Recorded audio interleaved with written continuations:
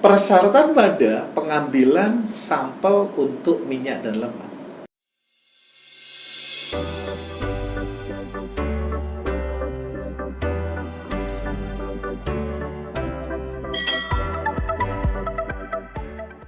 Halo elemen, hari ini kita coba bahas sampling minyak dan lemak. Langkah awal penentuan lokasi pengambilan sampel air sungai adalah mengetahui tentang geografi yang menggambarkan aliran sungai serta aktivitas yang ada di sekitar daerah aliran sungai.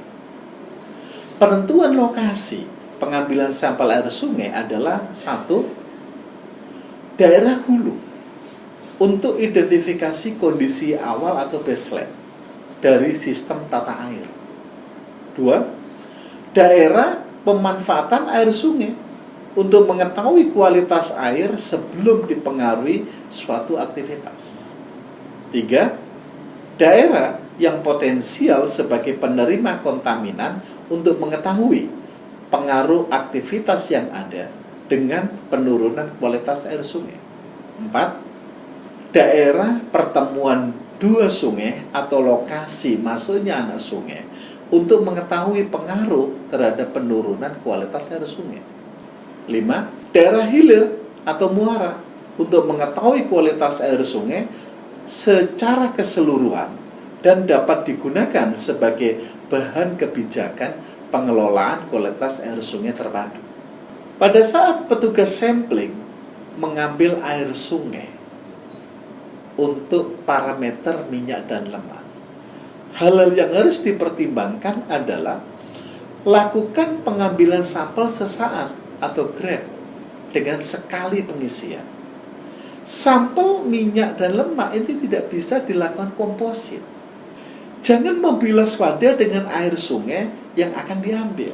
Jadi kalau gitu, wadah minyak dan lemak yang digunakan ini harus dicuci terlebih dulu di laboratorium. Jangan memindahkan sampel ke wadah lain. Jadi kalau gitu tidak ada alat pengambil sampel, langsung ke dalam wadah minyak lemak tersebut. Jangan isi sampel ke botol hingga penuh, karena minyak dan lemak akan menempel di tutup botol. Kalau kita ngambilnya cukup banyak hanya hingga luber, minyak lemaknya akan keluar. Jangan lakukan dekantasi. Bila volume sampel berlebih hingga menyentuh bibir wadah, gunakan wadah lain untuk pengambilan sampel. Artinya apa? Setiap kita melakukan pengambilan sampel minyak lemak, kita harus punya spare wadah. Wadah berisi sampel segera kirim ke laboratorium. Persyaratan wadah pengambilan sampel untuk minyak dan lemak. Volumenya 1000 ml plus minus 50 ml. Wadah ini harus botol coklat dan harus 1000 ml. Tidak boleh kita mengambil sampel 500 ml, 300 ml. Itu tidak diperbolehkan. Sampel tanpa disaring. Wadah botol coklat mulut lebar, white mouth amber glass jar dengan tutup botol teflon lid insert. Sebelum digunakan, botol dicuci dengan aseton atau heksana atau metanol. Pengambilan sampel pada air mengalir secara konstan, sebagaimana gambar di samping saya ini. Mulut wadah berlawanan arus air pada satu titik pengambilan sampel tanpa menggerakkan wadah. Pengambilan sampel pada air tergenang tanpa aliran, memasukkan wadah secara perlahan sehingga mulut wadah membentuk sudut dengan permukaan air. Biarkan sampel air masuk ke dalam wadah lalu angkat perlahan. Pengawetan, tambahkan asam sulfat 1:1 atau HCl 1:1 sampai pH kurang dari 2. Jangan mencelupkan kertas pH atau elektroda pH karena minyak dan lemak atau hidrokarbon akan menempel ke kertas atau elektroda. Lama penyimpanan 28 hari pada kondisi 3 derajat plus minus 3 derajat Celcius di tempat gelap.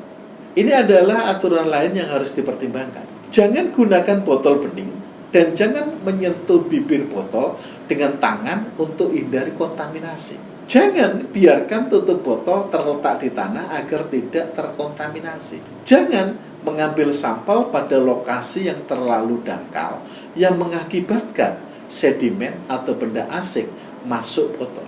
Jangan mengambil sampel pada posisi mulut botol searah dengan arus air karena kontaminasi dapat terjadi dari bagian luar botol. Tangkai atau tangan yang teraliri air masuk ke botol. Jika pengambilan sampel dilakukan pada air dangkal, buat cekungan hingga memudahkan wadah terisi dengan sampel. Saat kita berada di dalam aliran sungai, di mana airnya hanya 1 atau 2 cm. Kalau kita ngambil, ini nggak mungkin dengan botol 1000 ml. Karena itu kita harus buat suatu galian yang mungkin ukuran 20 kali 20, kedalamannya 20. Kemudian kuras semua lumpurnya dan tunggu air sungai dengan aliran 1-3 cm tadi ini mengalir dan memenuhi cekungan tadi. Kemudian masukkan botol tadi berlawanan dengan arah arus air sungai tersebut. Kemudian kita ambil, jangan penuh, baru ditutup. Demikian yang bisa kami sampaikan. Terima kasih.